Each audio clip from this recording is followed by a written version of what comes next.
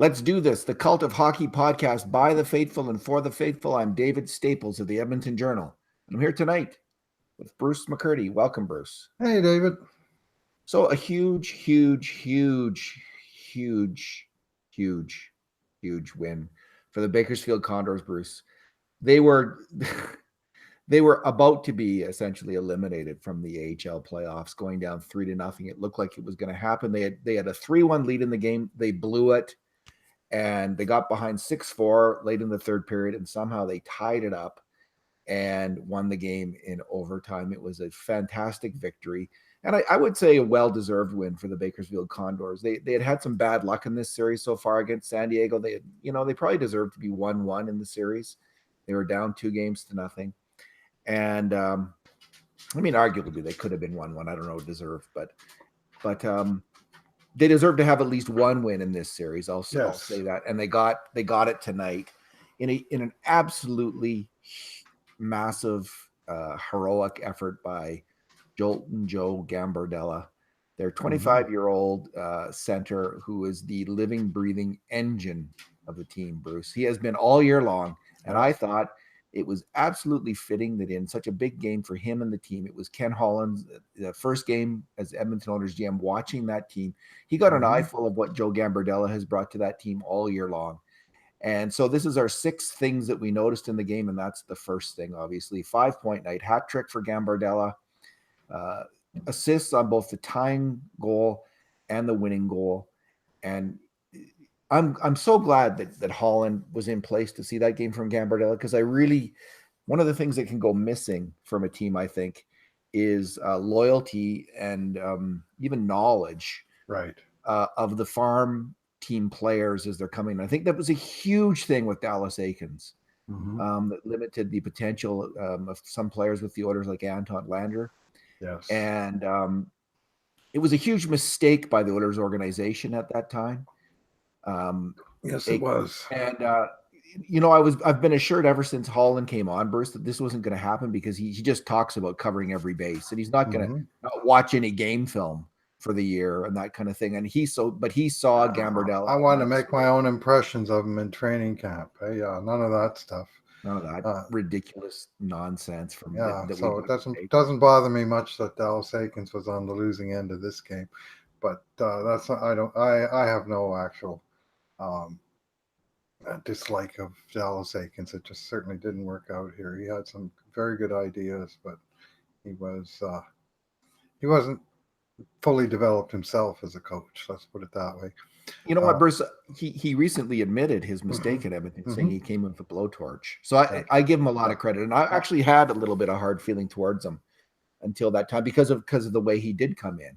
So good for Eakins, and that actually went a long way in me thinking, okay, thank goodness you admit that, and good, like we can all move on now. So I'll try to move on.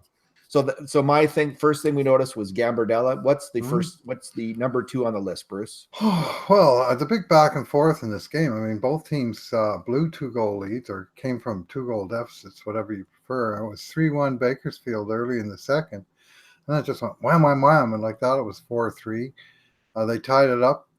Bakersfield did on Gambardella's 3rd goal of the game, and then San Diego scored early in the 3rd, and then they tagged on what seemed to be an insurance goal against backup netminder Stuart Skinner, who took over at 4-3 because starter Shane Starrett was having trouble stopping beach balls tonight. And it was 6-4, and Skinner was looking a little shaky, and San Diego was coming on, and Bakersfield looked like dead in the water.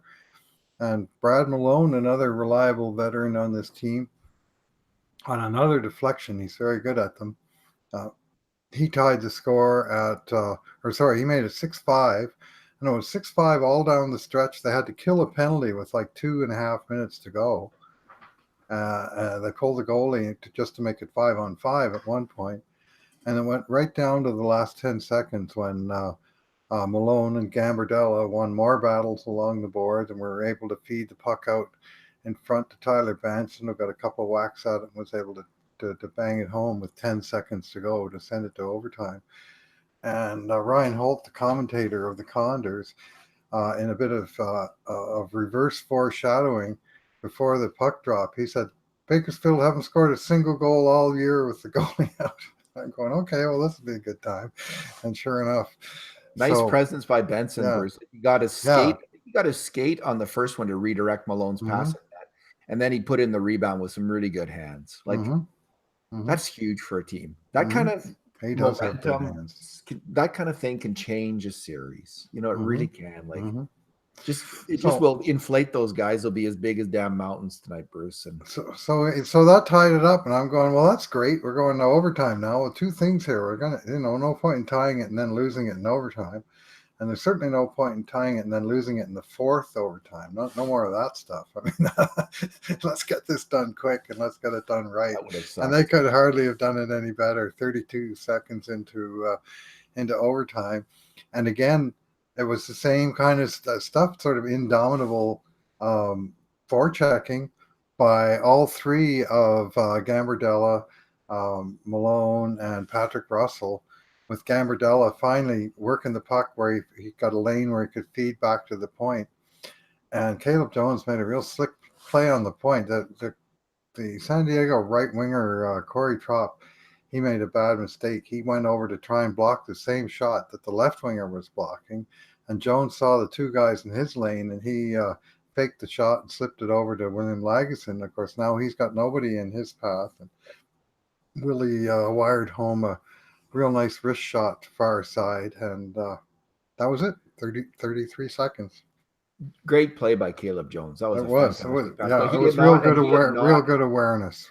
He had not had a great game until then. He had been okay, and Lagesson had been okay. They hadn't really distinguished themselves, but that was by both of those guys. What is with Brad Malone? Like, he's like the Mikko Koivu of the AHL, like this big birdie effective two-way center. But in the NHL, he is so. It just shows the wide gulf, I guess, between the AHL and the NHL. And if you don't have the skating and you don't have the confidence to take it up to the next level, because he just plays so much more with confidence, like he's going to make a play here rather than just playing. He's just trying to hang on and survive. And maybe because of the speed of the game in the NHL, that's what's happening with him. He's just hanging on and surviving. And maybe he's one of those guys that's better playing 17 minutes a night than 7 minutes a night. You know, you load a little bit more ice time on him and he responds, because he's I can't remember the last Bakersfield game I saw that he wasn't a solid positive factor. He's such a good player at this level. Okay, item number 3 of 6, Bruce. I'm going to go with Logan Day and Evan Bouchard. And the Oilers again, the Condors went with 7D again, which is a little bit of a, I don't know. I don't know how well that works, honestly. Really cost them in game 1. Yeah, it cost them and might have caught close. Logan Day, man, he struggled. Whoa. He made 4 major mistakes on grade A chances this game, Bruce, and 3 of them were on goals against, and a couple of them, it was either one of them was just I can't remember which goal it was. I think it was the 5th goal, but Gambardella and Stanton just left the guy wide open in the slot, in particular Logan Day, and he had a rough game. He struggles defensively, and I don't know if Easton Bear is healthy or not. He got hurt. You're going to get to that, but if it was me, I'd be looking at maybe Bouchard. So Bouchard also struggled, and he was on one of the goals. He was he and Day combined to let, I think it was the 6th goal, maybe. He and Day combined to let a guy wide open in the slot. But Bouchard, I thought, actually got stronger as the game went on. He actually got some ice time. He got more ice time, and I do think they should be playing more. And I would say play Day a little less. And I've kind of refrained from criticizing the coach too much on this, because I understand Day's been there all year. Bouchard's new, but Bouchard has been putting up points in the playoffs. Day does have defensive weaknesses, and if Bear's healthy, if Bear's not healthy, then you have no issue. Then you can it's easy for the coach at a certain level. Bear's ready to go though. I would say sit Logan Day and play Bouchard and just go the whole game. Bouchard, after Bear left the game halfway through the 3rd period, Bouchard got a secondary assist on the 6-5 goal, and he was on the ice and part of the cycle on the 6-6 goal. I thought it was the goalie out. Well, they had the 2 of them out there. Yeah, but I thought it was Day who was part of the play, not Bouchard. I thought it was Well, Day. part of the sort of the longer play of the build Yeah. up to the goal. Anyway, Yeah, they were both good offensive players mhm. who struggle a bit on defense, both of them. So anyway, what's the fourth thing, Bruce? Well, in this game, be remiss not to mention net minding. I mean, you mentioned the scoring chances were 12-12 and the score was 7-6. So, you know, you know, There you was got some to have weak a goals. better than a 50% save percentage on grade A scoring chance. And I think actually San Diego got one, if not two goals on grade B scoring chances. They did. And Starrett, he just seemed to, I don't know if he lost his net or what happened, but he gave up the 3-2 goal, and like 10 seconds later it was 3-3, and then a couple minutes later it was 4-3, and they were all from wrist shots from the top of the circle, and you know, and a couple of good shots, but not that good. And at that He might have point, had all three of them. Jay Wood, yeah, on the sharp, like on Friday night, he would have had them all. Like you couldn't get a seed by either guy on Friday night, and neither looked that great in this game, Glass or Starrett. So they had to. I mean, to Woodcroft's credit, I guess he saw that his goalie had lost his form, and he pulled him and brought in Stuart Skinner, who wasn't even the backup in the previous game. That we had Dylan Wells play game 2, and then Skinner as backup. So already in 3 games, the Condors have used 3 goalies in this series, and with 3 different decisions. But Skinner, I wasn't totally thrilled with some of his form, but he got his act together down the stretch and made a couple of big stops when it was 6-4 and threatening to get out of control. And then I think San Diego got a little bit conservative in the last few minutes, and too bad for them. It bit them in the butt. Too bad. Yeah, too bad. Are we on item number 5 now, I guess? Mm-hmm. Okay, it's going to be the third and fourth lines of the Bakersfield Condors, who have been something of a strength all year long. There's the third line of Dave Gust, Tyler Vessel, and Evan Poli. And they were largely a non-factor in this game, although I will give them credit. But in the third period, they had a couple good shifts. But the team has really relied on that line. And then, there's other players like Mitch Callahan and Luke Esposito. And none of those guys I thought had particularly strong games. Yeah. And when that's missing from Bakersfield, they're lucky to win. They were lucky to win this game because those guys usually are a huge factor in the game. And San Diego's a very, very good AHL hockey team. They're more veteran, got a lot of skill. They've added a couple of really great young players, a young Swedish forward, and then Max Comtois, is that his name? Yes. From the Quebec League. And those are high skill players. And this is a very veteran, very good San Diego team. I think they're the favorite to win this series. I thought that from the start. And yes, you did. If these third and fourth lines aren't going better, they're not gonna come out on top in this series. Yeah. So the first 2 lines scored all 7 of the goals, or they were involved in them. I mean, 2 were scored by defensemen, but they were set up by the top 2 lines for Bakersfield, who carried all of the offense in this game, and I mean, 7 goals worth of offense. So.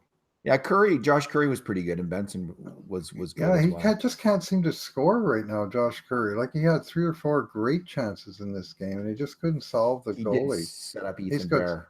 He's got 0 goals now in 7 games. His line mate, Tyler Benson, he had 0 goals until 10 seconds left in this game. And, of course, their regular third line mate, Cooper Marody, he had 0 goals when he went out. If you'd told me that their first scoring line would have 0 goals basically through 7 games of the playoffs, I'd say they'd be out of it. But the other line is just going so well. I think Brad Malone's got 11 or 12 points now, and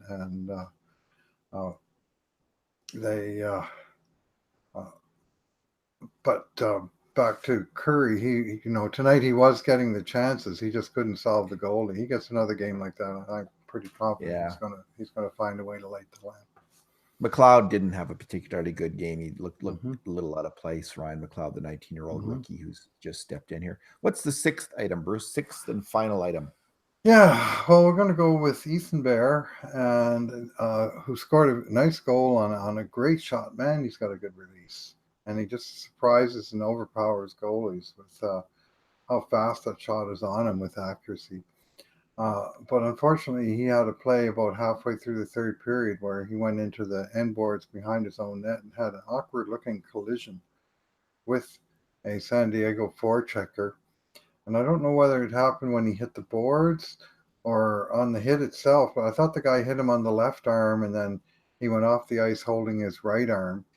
And before even he lost his stick, and before he even crossed the goal line on his way back to the bench, I'm going, oh, this does not look good. And he was kind of holding his arm up, and then a couple minutes later, Ryan Holt said he's left the game and gone to the gate and down to the locker room. And it was not surprising. And I don't expect we'll see him next game or the game after that. And maybe we won't see him again because, shoulders, who knows? Nathan McKinnon, I thought he was done for tonight. He he came back after about 10 minutes of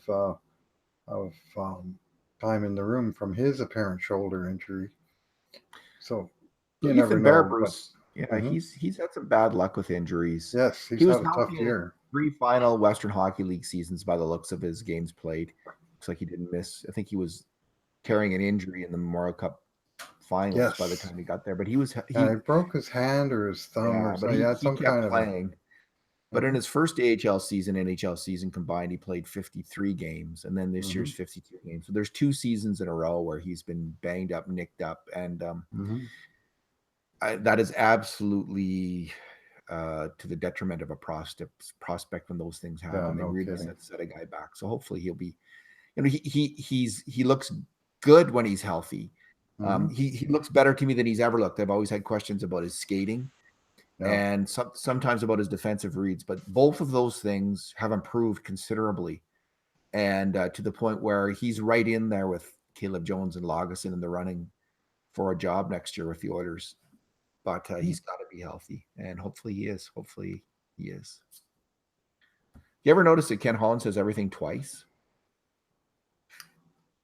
Well, I noticed that he repeated himself at different points in different interviews yesterday, but not that he repeats himself, but I'll listen for that. It's like he says things like, "You got to be passionate. You got to be passionate. Oh, right. You got to grind. You got to grind." He's yes, I did hear that. He's Kenny Tutu. I don't mind it. It's good for emphasis. He gets his point across when he does it. I think when he wants to make a point. But anyway.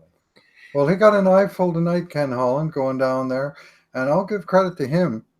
And maybe you say, well, this is just due diligence and everybody should do this. But the fact is that he came into Edmonton for the big press conference yesterday morning and did the one-on-one media avails and so on.